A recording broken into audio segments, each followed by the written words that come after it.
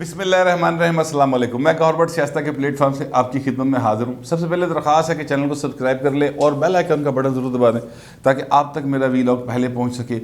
खबर ये है या अफवाहें हैं या ये बातें हो रही हैं, ये दोनों तीनों चीज़ों में से जेड़ा दिल करे वो गल मान लेना कि जनाब जनवरी फरवरी में इमरान खान को लाने वाले ही अलविदा कह देंगे और कहेंगे भाई ना अलविदा इमरान खान, हुण जाओ और अपनी जड़ी है ना जाके जो तुसीं करना कर करा लो, हमारे साढ़े वालों भाजी बस हो गई। वो भी उसी तरह भर गए जिस तरह कल मैंने कहा था कि परवेज़ लाई इथों जिक्र भर गया ना, वो भी भर गए। वो क्यों भर गए हैं, आखिर उनका मसला क्या है? क्या वो अवाम के दोखी हैं? क्या उन्होंने अवाम की तकलीफ़ है? मैं नहीं समझता ऐसी कोई बात है। चीज़ें थोड़ी सी डिफरेंट है, वो मैं आपके सामने रखूँगा। और साथ ही साथ मियाँ मोहम्मद नवाज शरीफ साहब भी जो है ना वो हुण इंज करके सिर लाना शुरू हो गए।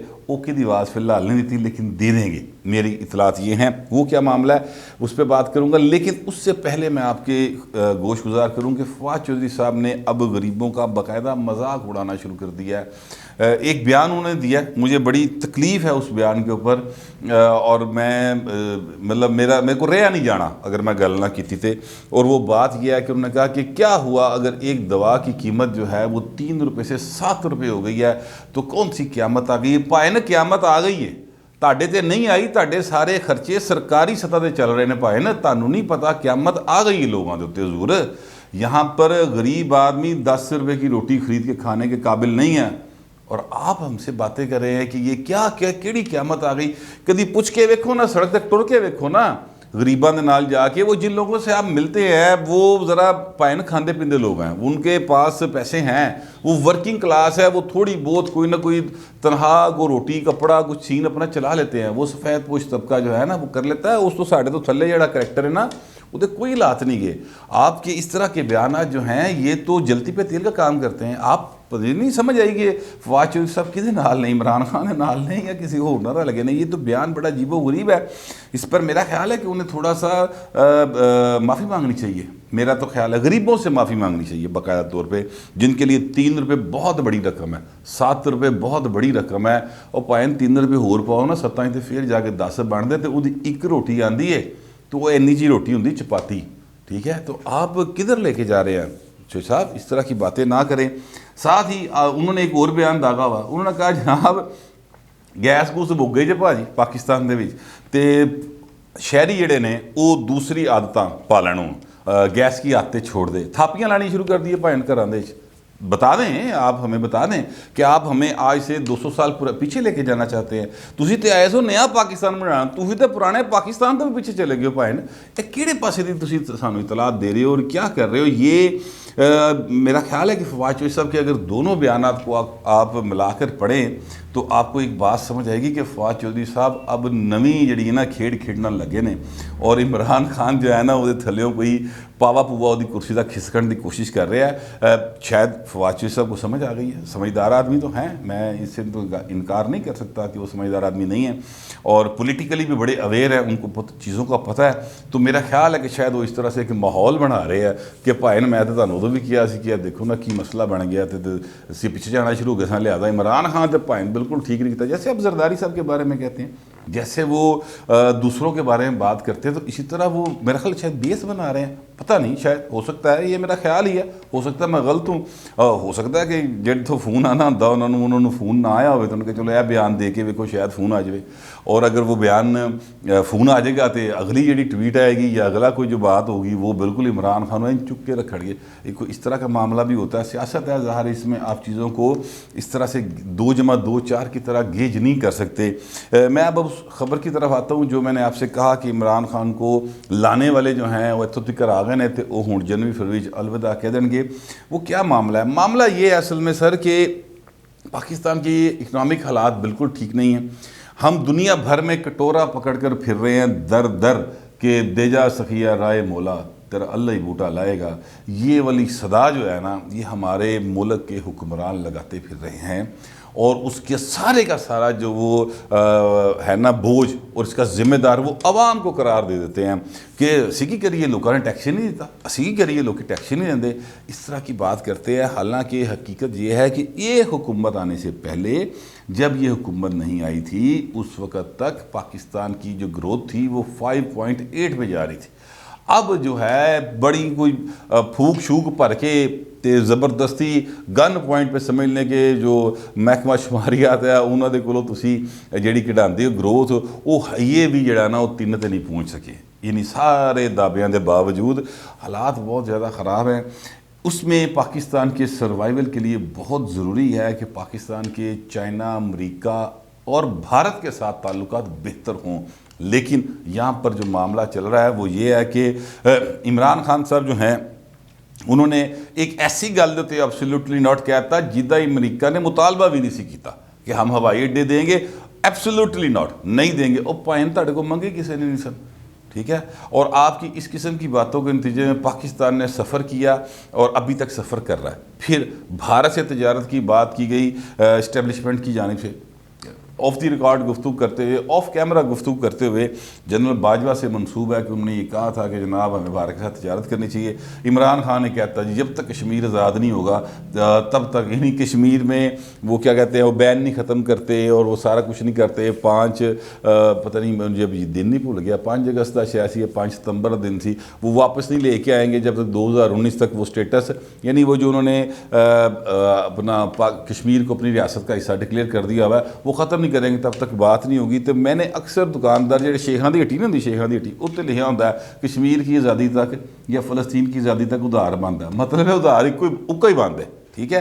تو پائن نے اس طرح کی حرکت کی ہے جس کا نتیجہ کیا نکلا؟ جس کا نتیجہ یہ نکلا کہ اب اگر کوئی سمجھتا ہے کہ بھارت جو ہے وہ بس ایک ہمارا دشمن ہی ہے تو یہ غلط بات ہے. بھارت کی اپنی دنیا میں ایک اہمیت ہے، پاکستان کی اپنی ایک اہمیت ہے. ہمیں اپنی اہمیت کو کیش کرانا چاہیے in terms of political and economic terms جو ہے ہمیں اس کو کیش کرانا چاہیے خطے کے اندر بھی اور دنیا کے اندر بھی. انفارچونیٹلی جو پاکستان کی موجودہ حکمران ہے ان کو اتنا شعور نہیں، ان میں اتنا آئی کیو نہیں ہے کہ وہ چیزوں کو دور تک دیکھ سکے. امریکہ کے خلاف بات کی، بھارت کے خلاف بات کی. یہ 2 باتیں عمران خان نے کیوں کی؟ اگر کوئی سمجھتا ہے کہ عمران خان بیوقوف ہے تو وہ خود بیوقوف ہے. عمران خان بیوقوف نہیں ہے، وہ ایکچولی اس کو حالات سمجھ آ رہے ہیں کہ میری میں کیتا تو کچھ ہے نہیں، لوکی پھاکے مرن تھے آ گئے نے تو میں نے کیا تو کچھ ہے نہیں. تو اب میں جب مجھے نکالا جائے گا یا میں کل کو الیکشن میں جاؤں گا تو میرے پاس کوئی پولیٹیکل ایجنڈا ہونا چاہیے نا کہ وہ ایبسلیوٹلی نوٹ کا وہ جائیں گے. وہ اپنے اس وقت کے وہ کلپ کٹ کے ویسے بھی یوتھیا نے بڑا چلایا تھی تو پھر چلان گے کہ ہم نے امریکہ کو کہا تھا ایبسلیوٹلی نوٹ، ایسے کر کے عمران خان کو کٹتا. ٹھیک ہے. پھر کہیں گے ہم نے بھارت سے تجارت نہیں کی تھی اس لیے عمران خان کو نکال دیا. تو وہ ایک بیانیہ بلڈ کر رہے ہیں بیسیکلی کہ جناب کس طریقے سے ہم آگے جائیں گے. پھر ساتھ ہی ساتھ وہ جو مذہبی انتہا پسند ہے، جو طالبان ہیں، ان کی فیور لے رہے ہیں کہ اسی تو کہہ رہے ہیں پائن تڑنا صلح کر لئیے، تن لے آگے تڑنا لائن ذرا ہاتھ جوڑی کر لئیے اور محبتہ پکیاں سچیاں کر لئیے. لیکن وہ دیکھیں جی انہوں نے نہیں کیا تو وہ جلسے کریں گے پھر یا جو کریں گے تو اسے دھماکہ نہیں ہوگا. وہ آپ کو یاد ہے شہباز شریف نے کہا تھا کہ ہمارا اور طالبان کا ایجنڈا ہے کہ پنجاب نو بخش دیو.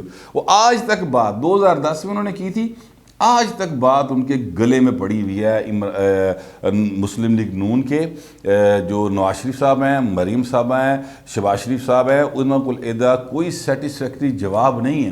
عمران خان صاحب ذرا 2 ہاتھ ود کے تھوڑا جڑا نا ہے نے کی کہندے نے گلو لائی انہوں نے. ٹھیک ہے. اور وہ کہندے نے کہ ہاں پھر ہے ہی میں طالبان. ٹھیک ہے. اس کے لیے کہہ دیتے ہیں کہ جناب میں تو طالبان، میں تو سمجھتا ہوں ان کا اپنا ایک نظام اس کے مطابق چلنا چاہیے. اس طرح کی باتیں وہ کرتے ہیں.